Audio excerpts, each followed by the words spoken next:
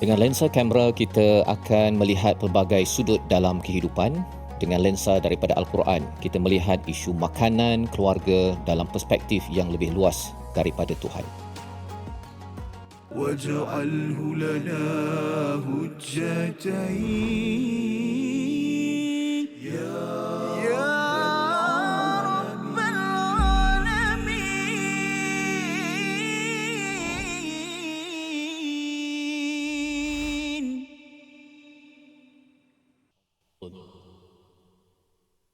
اليوم أحل لكم الطيبات وطعام الذين أوتوا الكتاب حل لكم وطعامكم حل لهم. صدق الله. Assalamualaikum warahmatullahi wabarakatuh. Alhamdulillah wassalatu wassalamu ala Rasulillah wa ala alihi wa man walah. Syada la ilaha illallah, syadana Muhammadan abduhu wa rasuluh. Allahumma salli ala sayidina Muhammad wa ala alihi wa sahbihi ajma'in. Amma ba'du. Apa khabar tuan-tuan dan puan yang dirahmati Allah sekalian? Kita bertemu dalam My Quran Time, Quran Salat Infaq pada hari ini. Sama-sama kita ingin mendalami pada ayat yang kelima daripada Suratul Ma'idah, surah yang kelima di dalam Al-Quran. Surah yang memberikan panduan tema kepada kita bahawa setiap kali Allah memberi nikmat kepada kita, bertambah nikmat, maka bertambahlah tanggungjawab untuk kita menunaikan janji kepada Allah Subhanahu Wa Taala. Dan pada hari ini kita akan belajar bersama, membaca, memahami bersama Al-Fadhil Ustaz Tirmizi Ali. Apa khabar Ustaz? Baik, Alhamdulillah. Safah, apa khabar? Alhamdulillah Ustaz. Kita bersyukur hari ini. Kita terus hari ini pada ayat yang kelima, pada halaman yang ke-107. Bersama dengan rakan-rakan kita Nun Jauh datang hadir di studio pada hari ini. Benar Ustaz Fas, Masya Allah. Alhamdulillah hari ini kita bertuah. Pada hari ini kita dimeriahkan lagi menerima kunjungan, mengalu-alukan daripada kunjungan daripada Muslimat Masjid Sultanah Bahiyah Alusta Kedah. Boleh sebut orang Alustan Ustaz Fas. Huruf Ain dia mantap biasa. Oh, Masya Allah. Ya. Hari ini ada huruf Ain Ustaz dalam ni. InsyaAllah. Selain daripada Ain. InsyaAllah. Ya. Jadi Alhamdulillah ahlan wa sahlan, dan juga kepada grup Istiqamah yang bersama pada hari ini.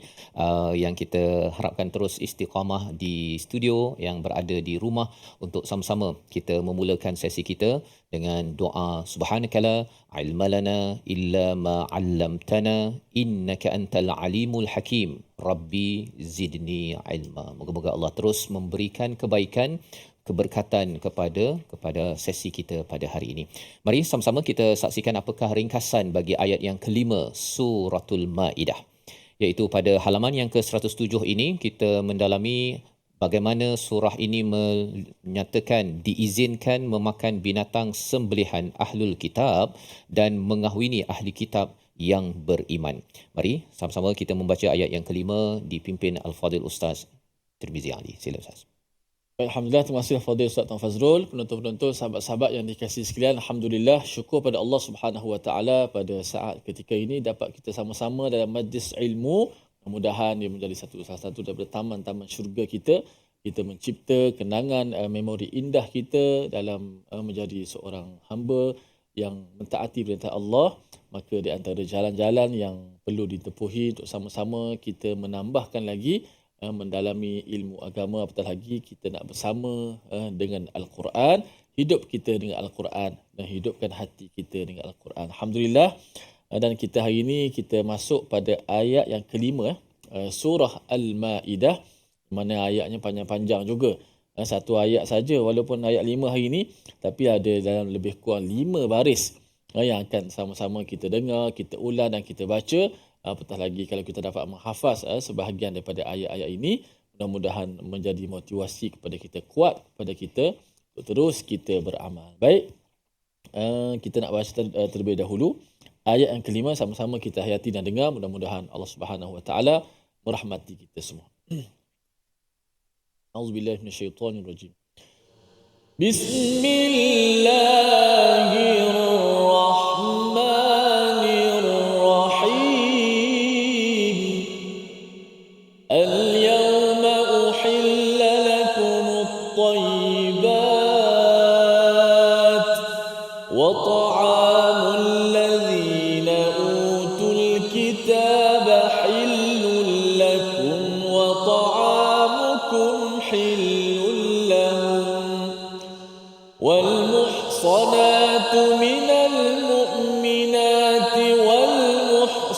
والمحصنات من الذين أوتوا الكتاب من قبلكم والمحصنات من الذين أوتوا الكتاب من قبلكم إذا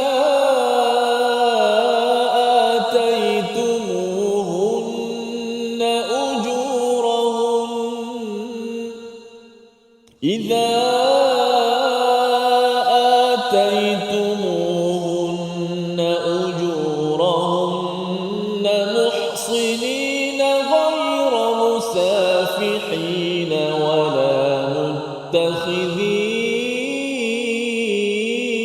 أخدان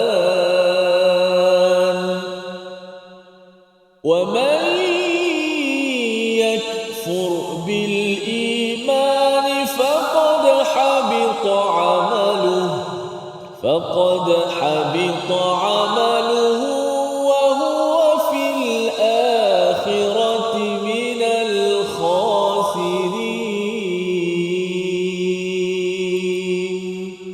صدق الله.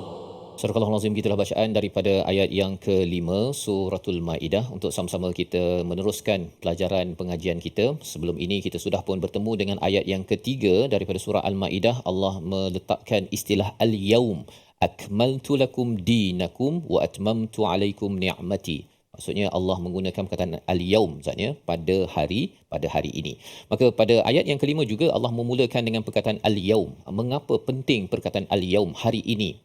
Sebenarnya bila bercakap tentang hari ini Ustaznya, ini adalah sebagai satu pengisytiharan daripada Allah Subhanahu Wa Taala. Allah isytiharkan bahawa kalau sebelum ini kamu mungkin makan bangkai, contohnya, maksudnya haiwan yang tidak disembelih ataupun darah ataupun daging khinzir dan sebagainya, maka pada hari ini Allah menyatakan bila turunnya surah Maidah ini di peringkat fasa akhir Nabi berdakwah, sekitar 80 hari selepas ayat yang ketiga itu turun, Nabi dipanggil oleh Allah Subhanahu Wa Taala. Maksudnya ayat ini adalah turun ketika di hujung kehidupan junjungan Nabi Muhammad sallallahu alaihi wasallam. Maka bila kita melihat kepada al-yaum uhilla lakumut tayyibat, kami ataupun dihalalkan bagimu segala yang baik, ini adalah satu undang-undang daripada Allah Subhanahu Wa Taala. Telah pun kita lihat dalam ayat yang keempat tentang yang dihalalkan itu segala perkara yang baik-baik. Tetapi kita perlu faham bahawa perkataan al-yaum ini ada kaitan dengan perjuangan Nabi selama 23 tahun. 13 tahun di Mekah dan kemudian bila sampai di Madinah itu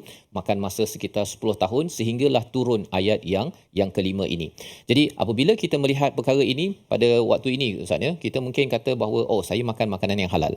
Tetapi bagi para sahabat, mereka dapat undang-undang makan makanan yang halal ini, yang tayyibat ini di akhir perjuangan. Dan mengapa pentingnya sangat perjuangan makanan yang halal ini, undang-undang ni mengapa penting yang diturunkan di hujung? Kalau kita pergi luar negara Ustaz, kan, kalau siapa-siapa pergi mana, pergi ke US ke, pergi ke UK ke, dia tak tanya benda lain kecuali macam mana nak cari makanan halal. Kan, itu adalah soalan yang kita akan mula tanya. Dan bila kita tanya soalan itu melambangkan apa? Melambangkan kepada kesempurnaan agama yang ada dalam diri seseorang. Selain daripada kiblat, tempat solat dan sebagainya, adalah isu makanan. Jadi pada sahabat, mereka mendapat undang-undang ini setelah berjuang selama 23 tahun, ya, mereka dapat undang-undang ini dan dapat dilaksanakan dalam negara, ya. Apabila mereka cakap kami tak makan daging khinzir, kami ni tak makan darah, kami tak makan binatang ataupun haiwan yang ditanduk, yang mati, yang jatuh daripada tempat tinggi. Itu adalah identiti sebagai seorang yang beragama Islam, yang beriman, yang menghalalkan perkara halal, mengharamkan perkara haram. Kan? Jadi ini adalah satu perjuangan. Jadi itu sebabnya apabila kita memahami tentang al-yaum ini, para sahabat bila mendapat ayat ini mereka amat gembira Ustaz. Gembira. Pasal apa? Perjuangan 23 tahun ini sudah pun berada pada titik-titik akhir kejayaan. Ya, tetapi kejayaan itu sudah tentu ada kaitan dengan kepergian Nabi Muhammad sallallahu alaihi wasallam, dan bila umat Islam dah dapat undang-undang ini, mereka jalankan, mereka membina tamadun, dan akhirnya makan makanan halal ini adalah amalan agama yang diambil oleh setiap individu, bukan lagi perjuangan. Dan pada waktu ini pada waktu ini kita kena ada tiga pilihan Ustaz. Sama ada kita melihat ayat ini dalam nada perjuangan ataupun dalam nada kita sudah pun maju ya sebuah negara yang ada tamadun ataupun dalam bentuk agama yang saya asalkan makan yang halal okey. Saya tak kisah pun pasal orang lain, saya tak perlu perjuangkan dan cara pandang inilah yang sebenarnya perlu kita ambil daripada ayat yang kelima ini. Ada di kalangan kita yang mungkin kata okey asalkan saya dapat makan halal okey. Tapi ada orang yang kata kita kena berjuang kalau ada makanan yang halal tetapi kerana menyokong kepada Israel contohnya. Saya tak nak. Saya tidak akan terlibat dengan makanan begitu. Itu adalah dasar perjuangan yang sebenarnya cara para sahabat melihat ayat ini dan harapnya kita bila melihat ayat ini kita ada pilihan. Sama ada saya okey je, saya nak makan makanan asal halal. Tetapi ada orang yang dia tak makan walaupun asalnya halal kerana ia melihat kepada perjuangan, saya tidak mahu sampaikan apa yang saya bayar itu ianya sampai kepada musuh-musuh yang menyerang sahabat-sahabat saya. Jadi ini adalah pelajaran pertama yang kita akan sambung sebentar lagi. Bahagian seterusnya, My Quran Time, Quran Salat Infaq. InsyaAllah.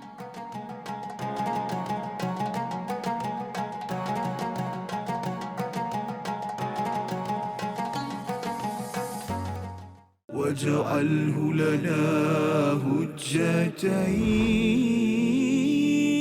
يا رب العالمين.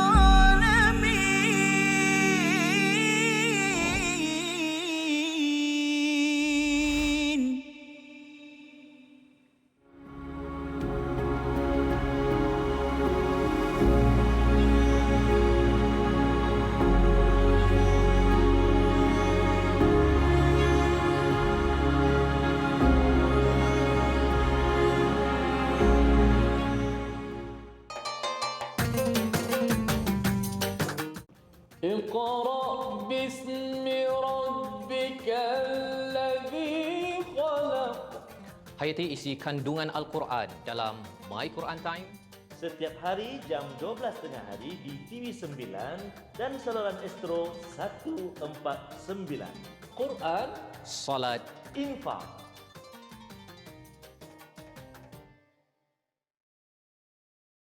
منهما جاهينا وارزقنا تلاوته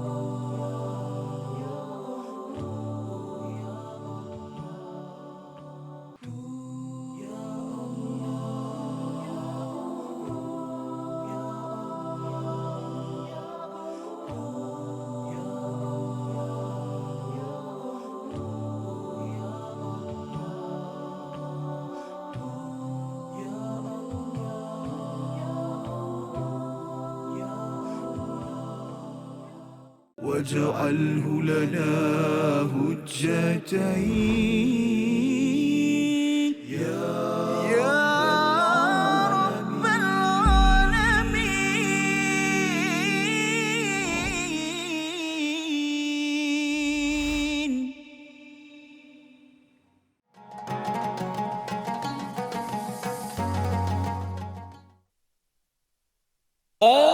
اليوم أحل لكم الطيبات وطعام الذين أوتوا الكتاب حل لكم وطعامكم حل لهم. صدق الله. Surah Al-Azim, kembali kita dalam My Quran Time, Quran Salat Infaq. Sama-sama kita melihat kepada ayat yang kelima, bagaimana Allah mengiktiraf kepada perjuangan para sahabat dengan perkataan al-yaum, pada hari ini dihalalkan perkara-perkara yang baik. Jadi ini adalah satu perjuangan orang yang berjuang Ustaz ya. Dia caranya lain dengan orang yang beragama tanpa perjuangan. Ada beza ya. Dua-duanya okey, tetapi bila kita melihat dalam nada perjuangan kita tahu bahawa saya kena perjuangkan Quran contohnya dengan berbanding dengan saya kena baca Quran. Dua perkara berbeza. Ada orang yang dia rasakan bahawa kalau saya dah baca Quran dah okey. Tetapi bila nada perjuangan ya, maksudnya ialah kalau keluarga saya belum baca Quran, belum faham Quran, masyarakat saya belum baca Quran, saya mengharapkan saya perlu berusaha, dan orang begini dia tak adalah macam orang yang apa istilahnya, yang selesa Ustaz. Maksudnya dia mungkinlah yang selesa ni dia boleh bercuti banyak, kemudian dia pun tak kisah pasal orang lain. Tetapi para sahabat adalah mereka yang membaca Al-Quran dengan nada perjuangan kerana ia turun satu demi satu, dan apabila mereka mendengar Al-Yaum ini mereka amat gembira kerana apa yang mereka korbankan. Harta mereka, cuti mereka, siang malam mereka sanggup berjauhan, sanggup buat itu ini, segalanya itu diiktiraf oleh Allah Subhanahu wa taala. Dan kita membaca ayat yang kelima sekali lagi, bagaimana Allah memberikan satu visi ke depan, dan kita kena faham bahawa ayat ini turun selepas Fathu Mekah. Sudah pun Mekah dikuasai, umat Islam sudah pun berkuasa, tetapi Allah mula membawakan tentang orang-orang utul kitab, diberikan kitab. Siapa mereka dan mengapa ianya muncul dalam ayat kelima? Kita baca dahulu bersama Al-Fadhil Ustaz Tirmizi. Sila Ustaz. Baik, insya-Allah, alhamdulillah, kita ulang sekali lagi pada ayat yang kelima yang masya-Allah dia punya perkataan ataupun sebutan-sebutannya juga berbezalah daripada surah yang sebelumnya. Dimulakan dengan perkataan al-yaum dan ada beberapa tempat wakaf yang perlu kita beri perhatian insya-Allah. Baik, kita baca terlebih dahulu. A'udzubillahi minasyaitonirrajim. Al-yawma uhilla lakumut الطيبات وطعام الذين أوتوا الكتاب حل لكم وطعامكم حل لهم والمحصنات من المؤمنات والمحصنات من الذين أوتوا الكتاب من قبلكم والمحصنات من الذين أوتوا الكتاب من قبلكم إذا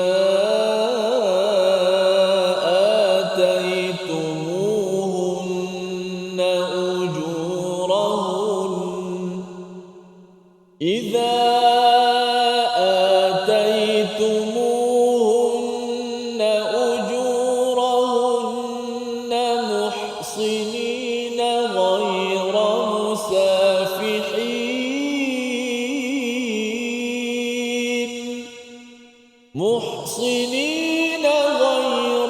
مسافحين ولا متخذي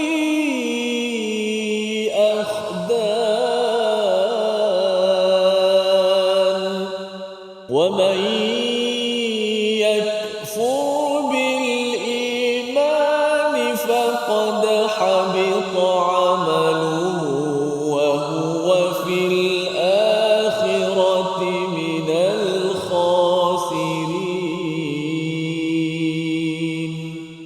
صدق الله. Surah Al-Azim, gitulah bacaan daripada ayat yang kelima apabila Allah menyatakan wa ta'amul ladina utul kitab, makanan yang daripada orang-orang utul kitab hillul lakum, dihalalkan kepada kamu dan makanan kamu halal bagi mereka.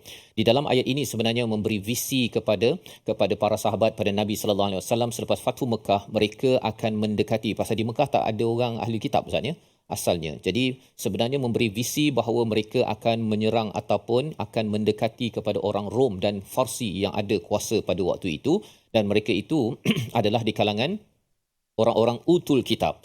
Jadi apabila mereka mendekati kepada mereka, bertemu dengan utul kitab, apakah hukumnya? Apabila sesuatu haiwan itu disembelih dengan kaedah utul kitab, orang-orang Yahudi dan Nasrani, maka itu halal. dan makanan orang Islam itu adalah halal bagi mereka. Apa yang kita belajar daripada sini ialah ada interaksi orang Islam kepada orang Yahudi Nasrani, Ustaz. Maksudnya ialah kalau tidak, perkataan lahum itu mungkin tidak wujud, ya. Pasal apa? Orang Islam jaga je dengan orang Islam, jangan bercampur dengan orang Kristian, orang Yahudi. Tetapi kerana ini adalah Al-Quran, kitab perjuangan, maksudnya ialah ada tata cara bagaimana berinteraksi dengan utul kitab, mereka yang diberikan kitab, iaitu di kalangan orang Nasrani, Kristian dan juga orang Yahudi. Jadi halal bagi orang Islam untuk memakan makanan daripada ahli kitab, dan mungkin di Malaysia ni jarang sikit lah, Ustaz, kan. Tapi bila sampai ke US, sampai ke luar negara, bila ahli kitab ini, maksudnya makanan yang disembelih oleh orang Kristian, orang Yahudi, perkara itu halal. Ya, dan perkara ini perlu kita maklum, jangan pula kita kata tak nak saya makan makanan orang Yahudi kosher ni, saya tak nak makan. Kalau kita kata tak nak makan kerana preference, okey. Tetapi kalau kita kata haram, maka itu sebenarnya berlawanan dengan apa yang ada dalam ayat yang kelima, dan di hujung ayat 5 ini ada satu amaran yang besar daripada Allah kepada mereka yang mengharamkan yang halal dan menghalalkan yang haram. Satu. Yang keduanya ialah wal muhsanatu minal mu'minat, dan juga dihalalkan iaitu untuk berkahwin dengan perempuan yang beriman dan juga perempuan yang menjaga maruahnya di kalangan utul kitab. Yang ini satu lagi perkara yang kontroversi sikitlah, ya. Maksudnya orang lelaki Islam boleh berkahwin dengan orang perempuan Yahudi ataupun Nasrani, ya. Yang dia tak perlu Islam lagi pun. Kalau dah masuk Islam tak ada masalah, kan. Tapi ini perlu agama Islam. Maka pada waktu itu apakah yang perlu dibuat? Idza taitumuhunna ujurahunna muhsinina ghairu musafihin, ya, perlu beri dia punya ujrah dia punya maharnya, dan jangan terlibat dengan musafihin, aktiviti yang keji, zina, dan jangan mengambilnya sebagai perempuan simpanan. Jadi Allah memberitahu perkara ini untuk kita maklum. Satu ialah dari segi membina keluarga, Ustaz, ya. Kita kena faham, mungkin ada sensitiviti kata macam mana orang lelaki Islam boleh kahwin dengan perempuan Yahudi contohnya, ataupun perempuan Kristian, walaupun dia tak perlu agama Islam lagi. Asasnya kita mungkin ada sensitiviti kerana bimbang, ya. Memang kalau katakan dalam keadaan di tempat-tempat Islam minority, sistemnya memang agak rosak, Ustaz, ya. Jadi kalau ada yang tak suka dengan kaedah itu, mungkin kerana dia nanti yang si perempuannya masih lagi mengamalkan agama Kristian dan sistem di dalam negaranya itu masih lagi rosak, maka mungkin ada yang kata saya tak nak ikut yang itu. Cuma dia tidak boleh mengharamkan apa yang dihalalkan oleh Allah Subhanahu Wa Taala, dan dalam konteks ini kita kena faham bahawa yang berkuasa adalah orang Islam. Di luar rumah orang Islam, sistem Islam yang sudah pun diangkat oleh Allah Subhanahu Wa Taala, dan di dalam rumah itu adalah orang beriman. Maksudnya ketuanya adalah seorang lelaki yang beriman. Jadi perempuan ini dia tak boleh nak sembrono, ya, walaupun dia beragama Kristian, untuk dia mengamalkan apa yang ada dalam agama Kristian itu, kerana sistem sudah pun Islami. Jadi kalau katakan ada yang kata saya tak berani nak membenarkan anak saya kahwin dengan perempuan Kristian ketika dia belajar di US, itu ada asas, tetapi jangan sampai kita menyatakan bahawa ianya adalah perkara yang diharamkan oleh Allah Subhanahu Wa Taala. Dan ini membawa pada perkataan pilihan pada hari ini. Kita saksikan perkataannya ialah faqad habita amaluhu, ya. Habita itu maksudnya terhapus, sia-sia, binasa. 16 kali disebut di dalam Al-Quran, dalam surah Ali Imran, dalam surah Hud dan dalam surah Al-Kahf, yang menceritakan kepada kita satu amaran daripada Allah Subhanahu Wa Taala bagi siapa yang memandang enteng kepada hukum makanan dan juga kekeluargaan sebentar tadi, ya. Secara general, secara umumnya ialah menghalalkan perkara yang haram, mengharamkan apa yang Allah telah halalkan, maka itu ada ancaman yang kita akan lihat pada hujung ayat yang kelima. Namun kita berehat dahulu sebentar. My Quran Time, Quran Salat.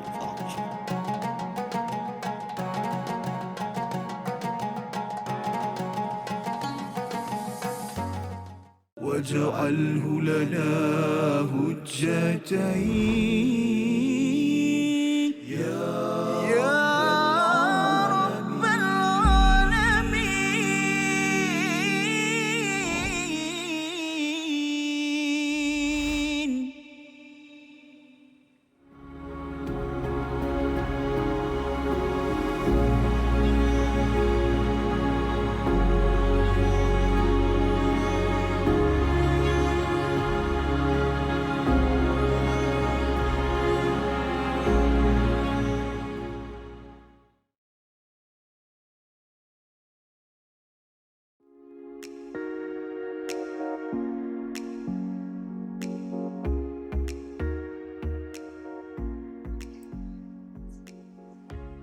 أعوذ بالله من الشيطان الرجيم.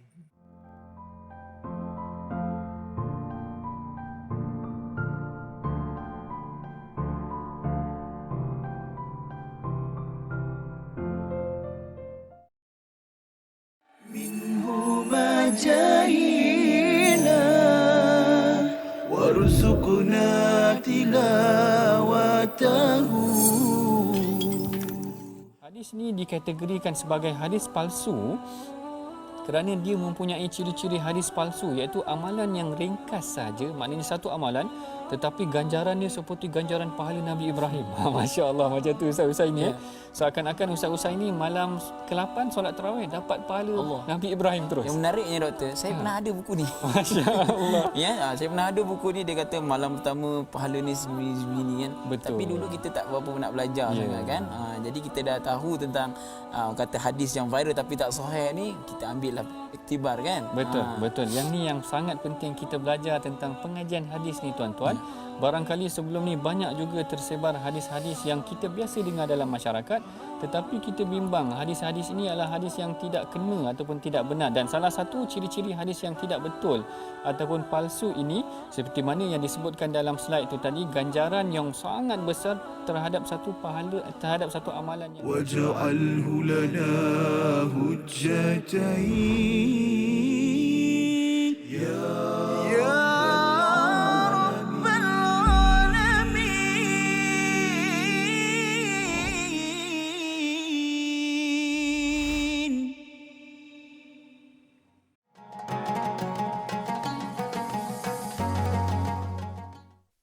كلام قديم لا يمل سماعه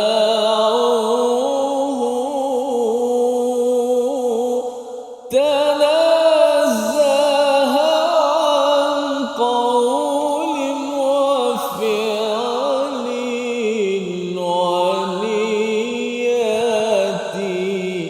ونية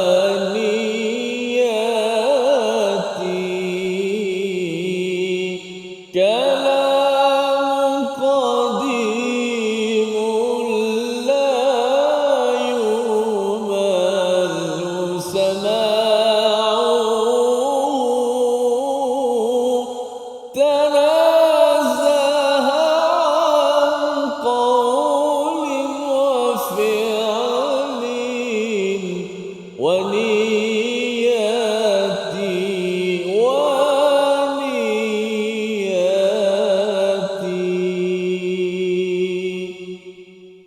Alhamdulillah, kita kembali dalam My Quran Time, Quran Salat, Infak. Alhamdulillah, syukur kita dapat mendengar kupasan tadabbur daripada sebahagian daripada ayat yang kelima. Begitu indahnya hidup ini apabila kita mengikut peraturan-peraturan yang telah ditetapkan oleh Allah Subhanahu Wa Taala dalam Al-Quran, dalam sunnah baginda Nabi sallallahu alaihi wasallam. Sebab itulah bila kita hidup atas dunia ni ada peraturan, kita akan rasa seronok. Kalau semua je boleh belaka, tidak ada yang tak boleh, kita pun akan rasa something. Atau makanan-makanan Safa, makanan-makanan yang dihalalkan itu pun ada sebahagian kita yang tak boleh makan. Sama sebut tadilah, tapi kita tak kata haram, tapi tak nak makan tak boleh. Apatah lagi peraturan Safa. Betul. Jadi perkara itulah penting Ustaz ni. Asal ada orang memang dia tahu kacang itu halal. Kan? Tapi dia tak makan. Tak berani. Saya ada kawan yang dia langsung cium bau kacang tak boleh Ustaz. Tak boleh. Masa di luar negara dulu pasal dia boleh sampai pitam. Jadi orang begini dia tak cakap haram kan, tapi dia memang kata jangan masuk kacang dalam dewan seminar contohnya, ataupun ada orang tahu bahawa seafood tu halal. Tapi daripada 2-3 tahun dulu tak makan seafood kan. Pasal apa? Pasal adalah kan? sebab-sebabnya tu kan. Jadi dia tak halal. Baru duduk tu tak makan lagi kena dah. Okey, jadi yang pentingnya kita tahu hukumnya, jangan diubah hukum, tapi ikut kepada kesesuaian kita lah Ustaz kan. Itu yang penting kita faham. Masya-Allah. Jadi seronok bila peraturan ni, syariat ni diikuti, sehingga ada kitab apa, indahnya hidup bersyariat. Betul. Kan? Maksud dia seronoknya bila kita mengikut peraturan. Alhamdulillah.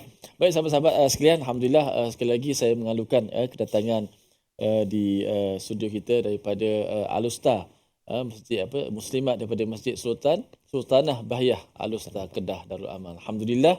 Baik, kita nak mula kaji tajwid pada hari ini, dalam ayat yang kita baca tadi ada beberapa huruf yang ataupun kalimah yang perlu kita ambil perhatian, terutama pada awal-awal ayat tadi. Maka izinkan saya untuk berdiri sikit lah untuk beri semangat kepada diri saya terutamanya dan juga para penonton yang di studio dan di rumah juga untuk sama-sama kita ikuti bacaan pada hari ini, insya-Allah. Kita boleh lihat di skrin kita yang masya-Allah tabarakallah yang besar ini, untuk sama-sama kita ulang kaji perkataan-perkataan yang boleh kita perkemaskan lagi sebutan hurufnya. Okey. Yang pertama, al-yawma uhilla lakumut tayyibat. Perkataan uhilla lakum. Uhilla lakum. Ada satu huruf ha yang berbaris di bawah, kemudian ada dua huruf lam yang berbaris di atas. Okey, dan kita bacanya dengan dua-dua tu dibariskan di atas dan dijelaskan. Antara kesalahan berlaku bila huruf-huruf yang sama berulang, dia jadi tak sekata dari sudut sebutan. Tak sekata maksud dia, ada yang baca uhillalakum, sepatutnya begitu. Tapi ada yang baca uhillalakum, dia jadi macam tercepat dan terlambat sedikit. Al-yawma uhillalakum, al-yawma uhillalakum. Tak boleh baca macam tu. Kalau ada yang baca macam tu, dekat mana-mana keadaan pun kita kena hindarkan. Bacaan mesti dikena tertib. Kalau kita baca lambat, lambat itulah kiraannya. Kalau kita baca secara laju, lajulah dia punya kiraannya. Ataupun disebut sebagai bacaan hadar, ataupun disebut sebagai bacaan sederhana tadwir, ataupun disebut bacaan lambat disebut sebagai tahqiq. Baik, kita cuba sama-sama gemakan perkataan ini. Uhillalakum, uhillalakum, uhillalakum. Cara orang Arab dia akan cuba bezakan intonasi tu, la tu. Sama ada yang pertama direndahkan, yang kedua dikuatkan. Uhillalakum, uhillalakum. Sebab uhilla tu kalau ikut satu kalimah, lakum tu juga satu kalimah walaupun dipadankan gitu. Uhillalakum, cuma tak boleh uhillalakum, nak tekan la kedua, stop sekejap, tak boleh. Okey. Perkataan yang kedua juga sama, iaitu hillul lakum, hillul lakum, hillul lakum, hillul lakum. Okey, tak jejas walaupun dia punya intonasi iramanya berbeza, tinggi rendah, tapi kita punya suara ataupun huruf Al-Quran tidak menjejaskan dia punya bunyinya. Okey. Dan yang ketiga kalimah wal muhsanat. Kalimah wal muhsanat. Saya ke sini sikit biar nampak sikit perkataan ni jelas. Wal muhsanat.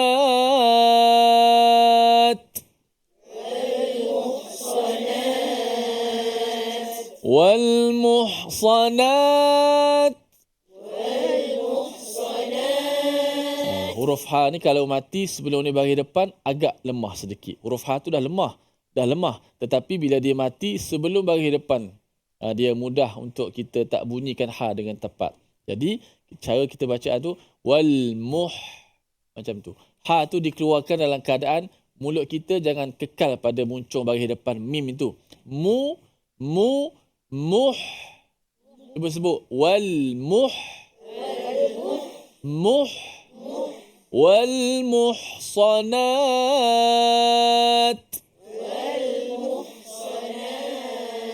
wal muhsanat.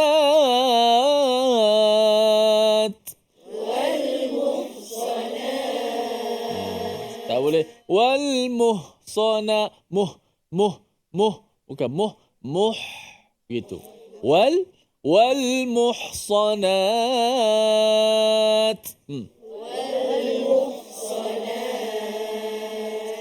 Okey, masya-Allah, tabarakallah. Baik, kita nak baca ayat ini sama-sama.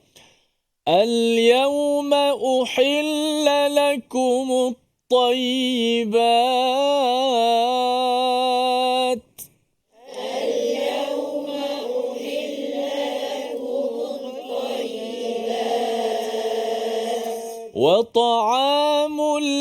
الذين أوتوا الكتاب حل لكم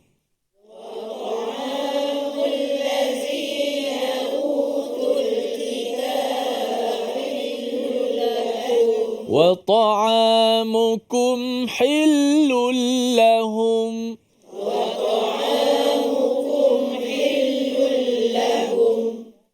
اليوم أحل لكم الطيبات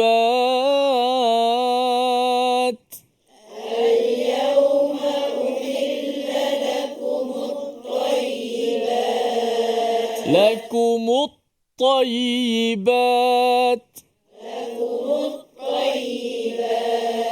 huruf ta tu ada sabdu di atas. Lakumut sabdu. Matikan dulu ta itu.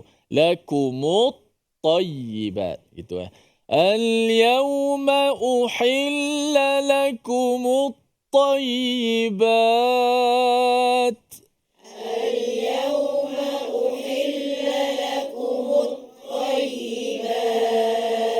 وطعام الذين أوتوا الكتاب حل لكم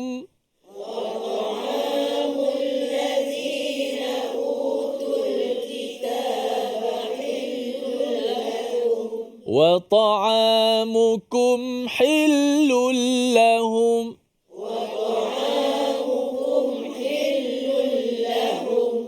Jadi tips ayat ni untuk dihafal, bukan ayat yang mudah lah. Dari sudut nak menghafal kerana ada perkataan-perkataan yang berulang. Ada hillul lakum, ada hillul lahum. Hak mana satu kum, hak mana satu hum. Ada pula ta'am dua kali. Wa ta'amul ladhi, wa ta'amukum pula. Ini sangat-sangat mencabar sebenarnya kita punya minda kita untuk kita nak menghafaz ayat-ayat ini. Maka insya-Allah, taranum apa yang kita buat tadi? Taranum? Saya dengar tadi jawapan tadi. Tapi slow, tak berani. Tak. Taranum? Sikah. Masya Allah. Taranum sikah. Taranum yang dekat dengan masyarakat kita. Orang Kedah kan suka berzanji kan. Musim maulid saja. Al-jannatu wa na'imuha. Lagu berzanji, lagu sikah lah. Okey? Walau macam mana pun, kita nak dengar lagi ada kupasan tadabbur pada sebahagian ayat yang kelima ini. Jangan ke mana-mana.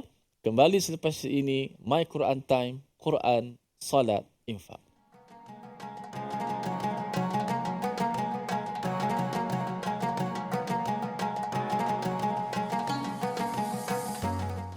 واجعله لنا هجتين يا رب العالمين.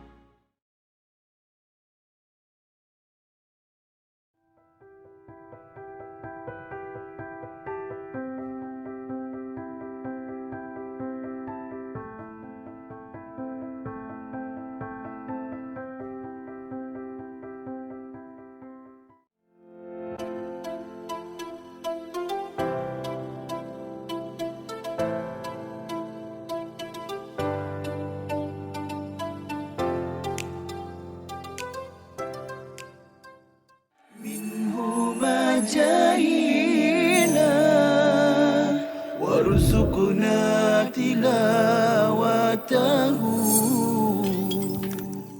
Oleh Coach Jamil tadi berkenaan dengan aiqadha wa aiqadha ahlahu, dan baginda sallallahu alaihi wasallam akan menggerakkan, membangunkan, mengejutkan ahli keluarganya, isteri-isteri dan keluarganya.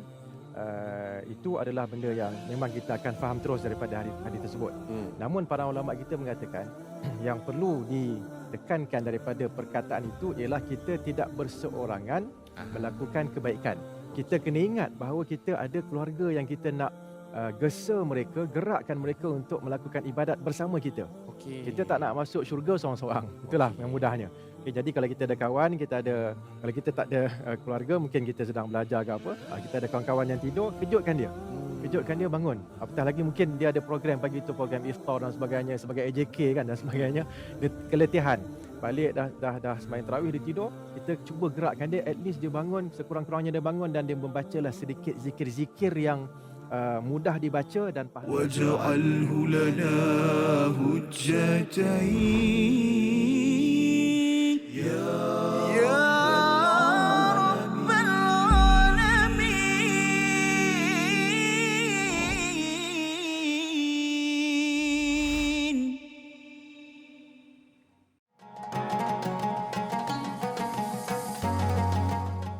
Kembali kita dalam My Quran Time, Quran Salat Infak. Sama-sama kita melihat kepada ayat yang kelima. Satu peraturan daripada Allah Subhanahu Wa Taala dan satu pengisytiharan daripada Allah kepada perjuangan para sahabat yang diketuai oleh Nabi Muhammad sallallahu alaihi wasallam, dan inilah yang dirakamkan dengan perkataan al-yaum pada awal ayat yang kelima.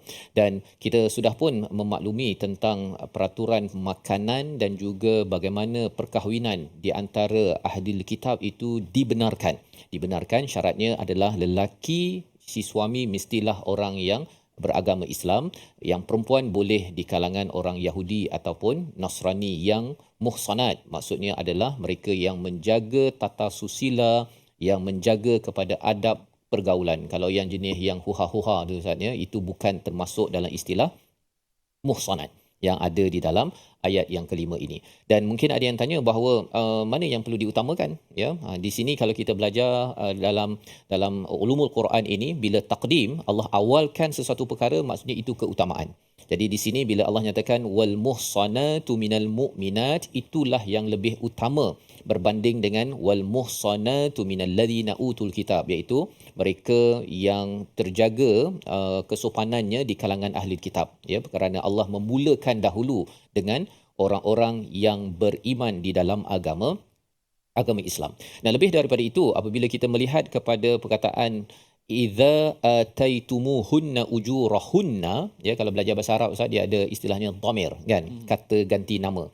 Dan kata ganti nama ini dalam al-Quran, kalau tuan-tuan ada peluang belajar bahasa Arab, belajar betul-betul dhamir itu. Dia bukan sekadar maharnya, bukan sekadar itu ya. Sebenarnya maharnya itu, hunna itu merujuk kepada si perempuan yang dinikahi itu, dan hak ujur ataupun ujurahunna ini hanya kepada si perempuan yang dikahwini, isteri. Jadi maksudnya wali tak boleh ambil, abang tak boleh ambil mas kahwinnya, siapa lagi? Suami tak boleh ambil, siapa-siapa tak boleh ambil. Ia adalah hak mutlak kepada si perempuan. Itu sebabnya digunakan perkataan ujurahunna, bukannya ujurahum ya, bukan ujurahum. Kalau ujurahum tu dapat dia mas kahwin yang si abang rembat, yang si wali ayah ke pak cik ke boleh ambil. Tetapi di sini kita tahu bahawa rupa-rupanya di sebalik hunna itu ada peraturan yang amat ketat yang perlu diberi perhatian. Mari sama-sama kita membaca ayat yang kelima sekali lagi, dan kita akan memberi perhatian bahagian hujung bagaimana Allah memberi amaran kepada mereka yang mengambil enteng kepada setiap huruf perkataan yang ada dalam ayat yang kelima. Bersama Al-Fadhil Ustaz. Baik, Alhamdulillah, kita baca sekali ayat kelima. Lagu Jaharkah sudah, Nahwan sudah, Sikah pun sudah. Lagu apa lagi yang ada? Lagu tu lah, tak? InsyaAllah. Kita cuba pula lagu Bayati lah. Bayati ya. A'udzubillahi minasyaitonir rajim. اليوم أحل لكم الطيبات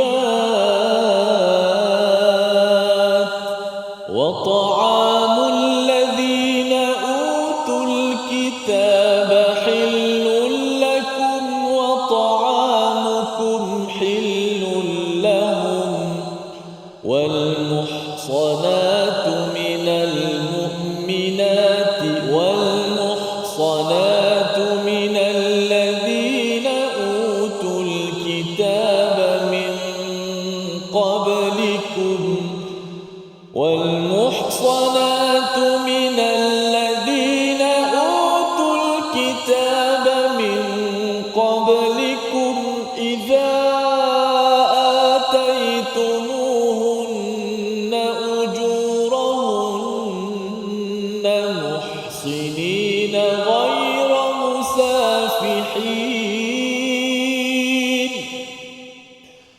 محصنين غير مسافحين ولا متخذي أخدان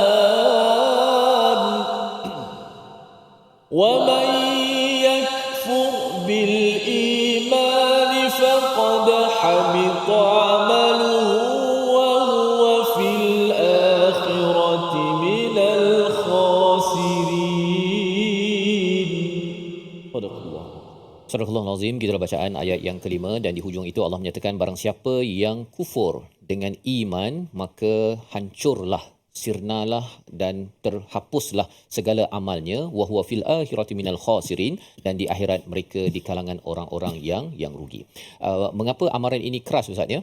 Sebenarnya amaran ini, apa yang dimaksudkan dengan yakfur bil iman ini, seorang yang beriman sebagaimana bermula ayat pertama, ayat kedua daripada surah Maidah ini, Allah menyeru ya ayyuhalladzina amanu, wahai orang-orang yang mempunyai iman yang sedang membina iman, maka orang yang membina iman ini akan menjaga perkara yang halal dan haram yang telah ditentukan oleh Allah Subhanahu wa ta'ala. Jadi barang siapa yang kufur, maksudnya dia menghalalkan yang haram, mengharamkan yang halal, maka sifat itu sebenarnya menyebabkan, walaupun dia buat baik Ustaz, walaupun dia buat baik dalam dunia ini, tapi dia kata haram makan sembelihan ahli kitab, contohnya kan, ataupun haram kahwin dengan perempuan ahli kitab yang muhsanat. Kalau ada yang mengeluarkan perkataan begitu, ataupun dia pandang teruklah kan, mengapa dekat negara jiran tu ada orang lelaki kahwin dengan orang Kristian contohnya kan, dia pandang muka macam tu, maka kalau katakan dia buat begitu kerana menidakkan, mengharamkan apa yang Allah halalkan, maka Allah menyatakan faqad habita amaluh, iaitu segala amal yang dia buat, solatnya, Qurannya, apa-apa saja yang dia buat itu akan hancur, sirna ataupun tidak lagi menjadi amal, wa huwa fil akhirati minal khasirin, iaitu di akhirat nanti menjadi orang yang rugi. Kalau kita berniaga Ustaz kan, niaga akhirnya rugi. Tak ada orang nak buat begitu ya. Jadi sebenarnya siapa yang berusaha beramal dalam hidup kita ini, segala-galanya ini perlu dibawakan kepada mengikut kepada peraturan Allah Subhanahu Wa Taala, dan itulah perjuangan yang kita perlu bina dalam diri kita. Jangan sampai memandang enteng ya. Ada dalam satu hadis itu Nabi bertemu dengan seorang ini, dia berdoa di depan Kaabah. Ada yang kata berdoa di padang pasir. Dia kata minta ya Allah, tapi makanannya haram ataupun pakaiannya haram, maka Allah tidak akan mengkabulkan doanya. Mengapa? Kerana dia memandang enteng kepada yang haram tetap haram ya. Kalau dia pergi kerja 8 jam, sepatutnya kerjalah 8 jam kan untuk ambil gaji 8 jam tersebut. Tapi kalau dia ambil gaji 8 jam tapi buat kerja 4 jam sahaja, sebenarnya orang-orang ini sebenarnya yakfur bil iman ya. Dia kufur kepada iman, sepatutnya mengambil tegas terhadap apa yang telah Allah berikan. Jadi ini adalah sebagai satu panduan bersama membawa kepada resolusi kita pada hari ini. Kita saksikan. Yang pertama, kita pastikan sumber makanan adalah halal, baik dan bermanfaat. Yang pertama. Yang kedua, bernikah dengan pasangan yang menjaga kehormatan diri dan kesucian agama. Yang ketiga, kita menjaga akidah dan keimanan diri agar amalan kita tidak terhapus. Salah satu buktinya menghalalkan yang halal, mengharamkan yang haram. Walaupun kita tak boleh makan seafood ataupun tadi kan, kacang contohnya Ustaz ya, tetapi jangan kita kata ini tak bagus ni kan, dan sampai membawa pada haram kerana ianya khuatir mengganggu kepada akidah kita. Kita berdoa pada Allah bersama Ustaz Tirmizi. Bismillahirrahmanirrahim. Alhamdulillah wassalatu wassalamu ala Rasulillah. Allahumma inna nas'aluka ilman nafi'a wa rizqan tayyiba wa amalan mutaqabbala. Ya Allah, kurniakanlah kepada kami kekuatan untuk terus kami mengikuti peraturan-peraturan-Mu, Ya Allah. Bila kekuatan kepada kami untuk terus kami melakukan kebaikan, Ya Allah, dan bila kekuatan kepada kami untuk kami meninggalkan akan perkara yang mungkar, Ya Allah. Kurniakanlah kepada kami pasangan kami yang sentiasa membantu kami untuk menjaga takwa kepada-Mu, Ya Allah. Dan berilah kepada kami keimanan yang kuat, Ya Allah. Hidupkanlah kami dalam iman, matikanlah kami dalam keadaan kami beriman, dan bangkitkanlah kami dalam keadaan kami iman, Ya Allah. Amin. Rabbal alamin. Walhamdulillahi Rabbil alamin. Amin amin ya rabbal alamin. Moga-moga Allah mengabulkan doa kita pada hari ini, dan saya ucapkan terima kasih kepada tuan-tuan yang hadir di studio daripada Alustar, daripada grup Istiqamah, dan juga pada semua yang sudi bersama Ustaz ya pada sesi kali ini, dan kita insya-Allah akan bertemu lagi. Jangan lupa tuan-tuan untuk bersama dalam tabung gerakan Al-Quran, peluang untuk tuan-tuan menyumbang dan juga menghubungi nombor di talian. Mungkin program nanti kita buat di Alustar Ustaz, InsyaAllah. insya-Allah, dan di mana jua harapnya yang penting Al-Quran dinobatkan sebagai sumber perundangan yang paling tinggi, dan kita akan dalami lagi ayat-ayat seterusnya dalam surah Al-Maidah. Al-Quran Time, Quran, Salat, Infaq, insya-Allah. اللهم ارحمنا بالقرآن واجعله لنا إماما ونورا وهدى ورحمة. اللهم ذكرنا منه ما نسينا وعلمنا منه ما جهلنا وارزقنا تلاوته آناء الليل وأطراف النهار واجعله لنا هجتين